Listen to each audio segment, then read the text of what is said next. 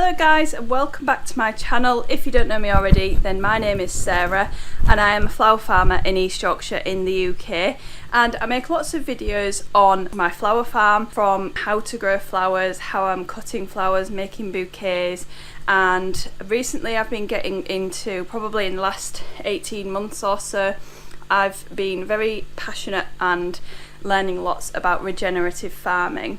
And one of the important things that I really want to get sorted this year is composting. And I've had a couple of goes at making thermophilic compost piles. None of them have been successful yet. Anyway, whilst I am working on the thermophilic compost piles, I also would like to put a Junction bioreactor together.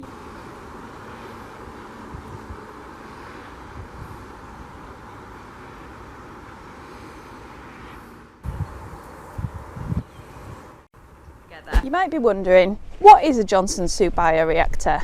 A Junction bioreactor is the invention of Dr. David Johnson and his wife Hui-Chin Su. This method of producing compost requires you to build a composting bioreactor which creates fungally dominant and microbially diverse compost. Over the years, modern agriculture has destroyed much of the diversity of fungi and microorganisms within our soils. The Junction compost has been shown to include organisms that haven't been seen in soils for many years, which is why I'm really excited about being able to produce Junction compost and hopefully reintroduce some of those organisms into my soils. The Junction bioreactor is a static aerated method of producing compost, and it takes up to a year for it to be finished.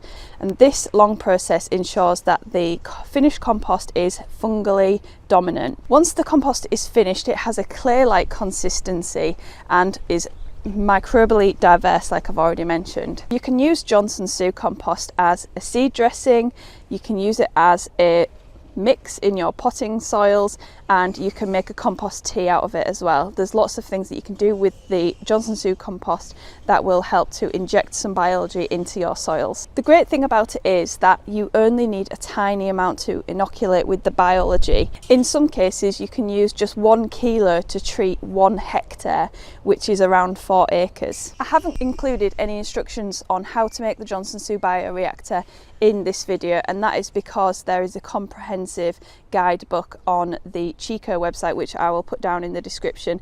And if you want to make the Junction bioreactor, I strongly recommend following the instructions as they are laid out in the guidebook, and you will have the results that you are looking for.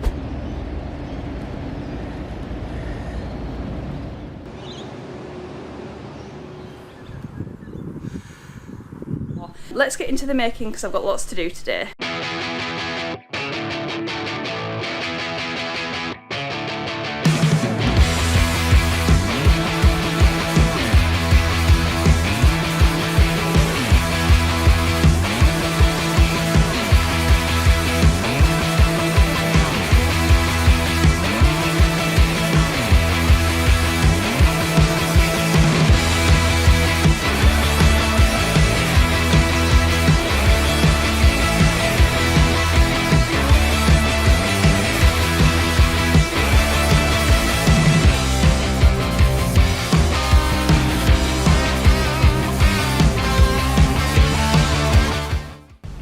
So the Junction bioreactor is all put together now, and we just need to fill it. So it's really hard to decide what materials to put in it because Dr. David Johnson recommends to put 1/3 dairy manure, 1/3 yard waste, and 1/3 of, can't remember what the other third thing is, but basically we don't have those things. So what we're going to be doing is using straw, mulched up dahlias or shredded dahlias from my dahlia beds, and grass clippings, and I might just mix in some wood chips with that as well. So because we are obviously on a farm, we have machinery available to us. So Rob is just mucking out some of our yard pens, and we're going to be mixing it with the forklift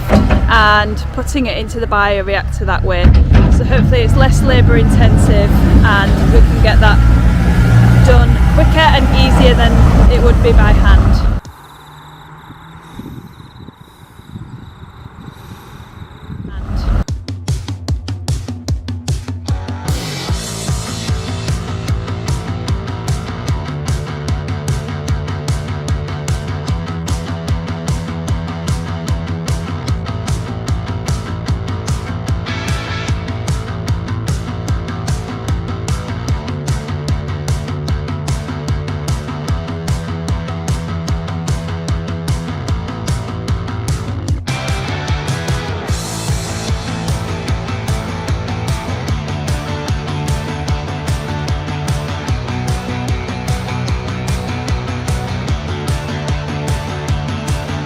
So I've got all of my materials together to fill the Johnson Sue. I'm just waiting for the forklift to be free so that we can mix it and put it into the bioreactor. So I've got all of the buckets of stuff behind me. When I put it into a compost carbon to nitrogen ratio calculator, it does have a high carbon to nitrogen ratio, so there's roughly about 80 or 90 parts carbon to 1 part nitrogen, which is obviously kind of like triple what is recommended, which is between sort of 25 and 30 to 1 carbon to nitrogen ratio. But I'm hoping that, and that's mainly because I added a couple of buckets of wood chips to it, which I estimated to be about 400 to 1. But I'm hoping that because it's such a long process and the material stays in the Johnson Sue for at least a year, I'm hoping that the fungi are going to start breaking down those wood chips, and even if everything else is broken down, I could maybe sieve the wood chips out and hopefully it's going to be good stuff to use. I might be making a massive mistake, but I'm hoping that because it's such a long process, it's going to have the time to break down and hopefully we'll get some good stuff at the end of it.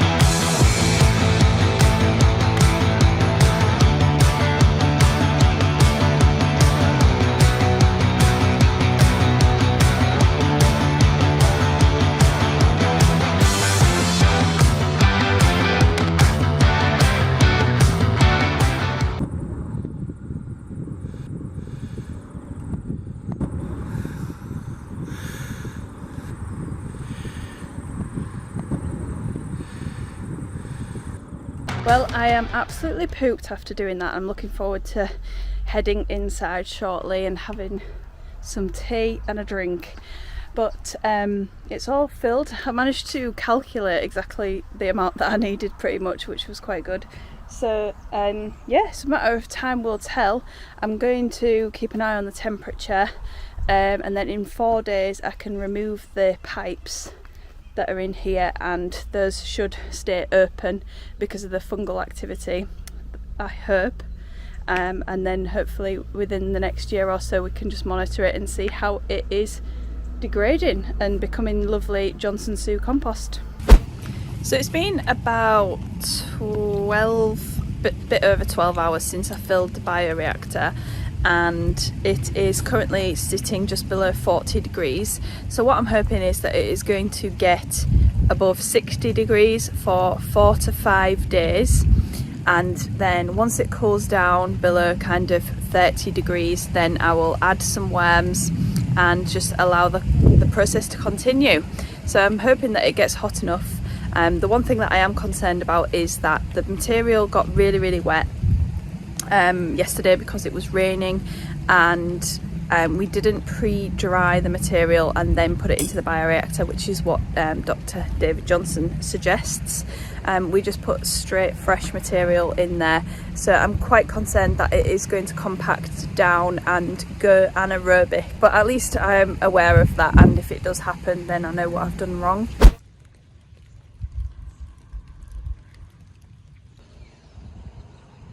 We've just come to look at the Johnson Sue, and Rob's pulled one of the pipes out there and it's holding open, which is good, so we could take the rest of the pipes out if we wanted to, and that's going to keep the air inside the bioreactor, keep it aerobic, and hopefully it'll help to keep the pile cooking.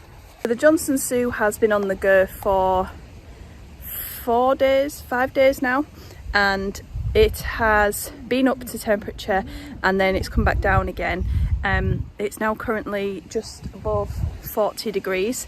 I would have liked for it to stayed above 65 for a little bit longer, but we got there for I think a day or 2 days, and as you can see the volume has decreased quite a lot, so I filled it right up to here and we've kind of lost probably a quarter already. So hopefully it will be okay. I'm going to add the worms once we've gone down probably another 15-20 degrees, and they can start working their way down into the compost pile. So it's 5 days since I put the Johnson Sue bioreactor together, and now it is down to about 35 degrees. I was hoping by the end of the video I would be able to put the worms in, but it's just not cool enough just yet. So I just wanted to talk about the things that I might do different next time, which would probably be to put this weed membrane on a bit better, because it has obviously, the material has sagged right down and it's pulled the weed membrane off the cage. But at the same time, if I cut that piece off the back there, it might just fold over the top and provide a nice little protection against the rain over the winter. So I'll be putting the worms in probably tomorrow or the day after and just leaving it, and I will be testing the moisture level in the Johnson Sue bioreactor as well and putting some water in if it needs it. So to do the test for moisture, you just grab a handful, squeeze it between your fingers, and if you can squeeze a couple of drops out, then that's the perfect moisture level, and that's a really key element to making sure that the compost matures properly. So I hope you enjoyed this video, guys. If you've got any questions about the Johnson Sue bioreactor, then please let me know, and I'd love to know whether you are encouraged to build your own. I will definitely be making a couple more of these and testing out different ingredients. I actually have another kind of bioreactor here, but it's not the right dimensions, but I'll probably be putting some things into that and seeing how it goes and seeing what materials make the best Johnson Sue. And actually what is a good thing to do is make a few different bioreactors and have different materials in each, and then you get different microorganisms within all of those, and it's good to mix that compost up and use it on the farm, on your garden and things like that. So yeah, thanks for watching, guys, and I'll see you again on the next one.